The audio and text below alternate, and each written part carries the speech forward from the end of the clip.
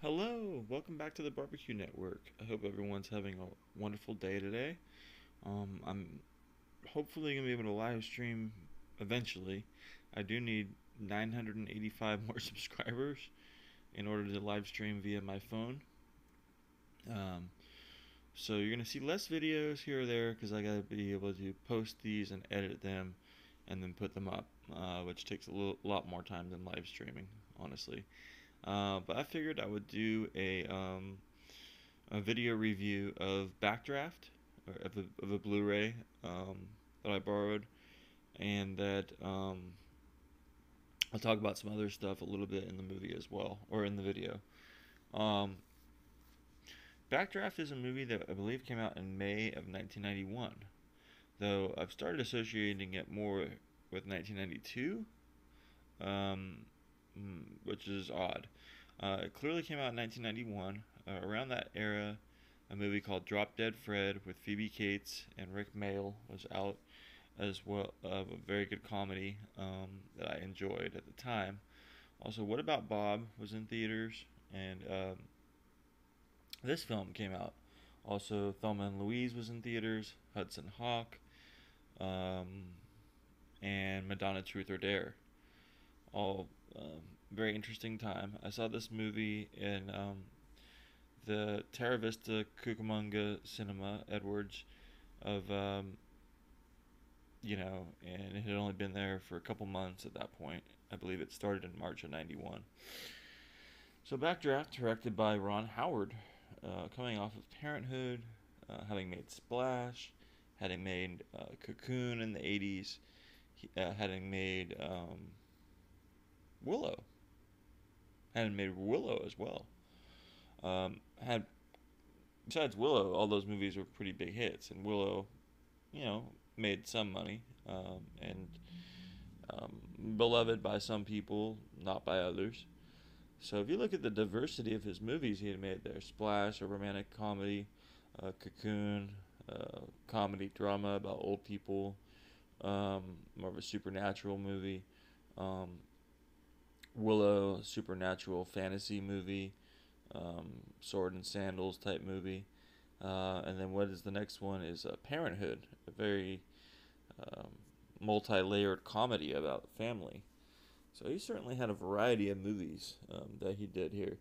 So then you go and make a multi-level drama about firemen, which is what I would call this, particularly a fireman fighting family, where Kurt Russell and William Baldwin's father actually dies in the line of action and sets the boys on a journey where they become firemen as well. Kurt Russell, more of the reliable, grizzled veteran fireman, and then William Baldwin, more of the, I guess you would say uh, he's having a harder time learning how to be a fireman, and he's quit the academy. He's got a series of other jobs, and Kurt Russell is determined to make things tough on William Baldwin, but also help him and do things to get him ready to be a fireman on a higher level. So you got Donald Sutherland, who they're kind of accountable to, um, and you got Kurt Russell, Rebecca De Mornay. She'd go on to be in Hand That Rocks the Cradle, which is probably her best known role besides Risky Business. So she does some pretty good work in this film. Jennifer Jason Leigh actually selected J.T. Walsh to work with her in this film. She plays like an alderman's assistant, so basically a political person's like assistant. And Jennifer Jason Leigh, she did a really good job. I don't know if she was making Last Exit to Brooklyn or if she was making another movie at this time. I think maybe Rush, the movie where she gets addicted to drugs, playing a cop with Jason Patric. But she was real busy at the time, so she flew in, and they would work around her schedule, and they really wanted to have her in this film. I really do enjoy her work through the years, so it's good to see her in this. Other people you have in it is Scott Glenn, and Scott Glenn had just been in Silence of the Lambs a month or two earlier. So chronologically, I think this was filmed around the same time, clearly, and because this was made in 1990, they say it a bunch on the special features. So Scott Glenn does a terrific performance as well. This is gonna not have any spoiling in it, by the way. So if you want me to tell you more about these particular characters or these particular subjects, probably watch another video because I feel that the movie, um, other than the thing I said at the beginning of the film, that happens where their father dies. That's all you really need to know about it. It's a story of them and the people that they work with. You got Jason Gedrick in the movie. Uh, Worked hard to get cast in the film. He Chicago fireman lineage. A couple other character actors that I think started out as firemen but have now gone on to careers, including a guy that went on to the fireman TV show Rescue Me. So this definitely, without Backdraft, you would never see more people talking about paramedics and fire people as much. As this movie was a hit. Was it as big as a hit as they would like to have had it been? Probably not, but it was a huge hit. I mean, opened at a certain number and ended up making like 70 or 80 million. It clearly cost a lot as well, and because of that, or I don't know, because of that, they decided to make a Universal Studios stunt show about Backdraft, and that was quite fun. I remember that being a pretty powerful show because you really do get impressed with the amount of fire that they could generate on the set. Now, how do they do all this stuff? They dial the fire up, they dial the fire down, and the whole concept of a backdraft is that a room becomes so hot that it literally can't burn anything anymore. So then, as soon as someone opens a door, all the heat needs to go somewhere. So that this one really cool part of the movie, they show how a backdraft works, where you open a door and then you spontaneously combust, or at least set yourself on fire so much that there's a blast and you die.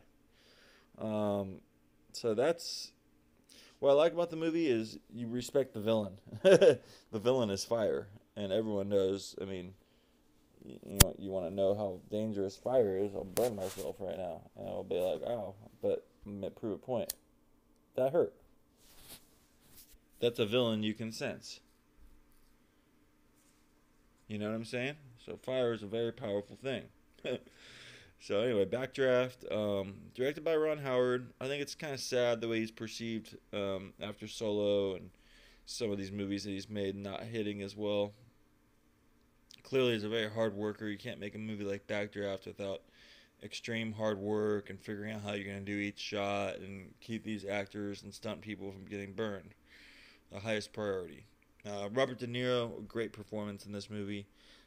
He plays more of the an authority figure type guy. I won't even reveal who he is or what he is, just so you can watch the movie and learn more about the characters without having me just tell you what happens with each character.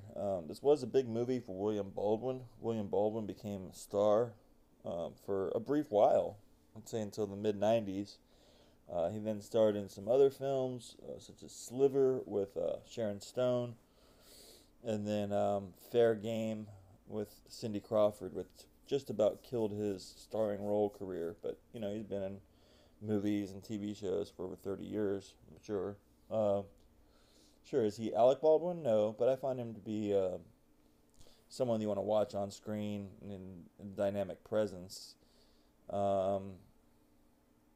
Kurt Russell, and this is Captain Ron and Backdraft, pretty much set his 90s up for a lot of success, in my opinion. They both weren't hit movies, but they're both really good movies.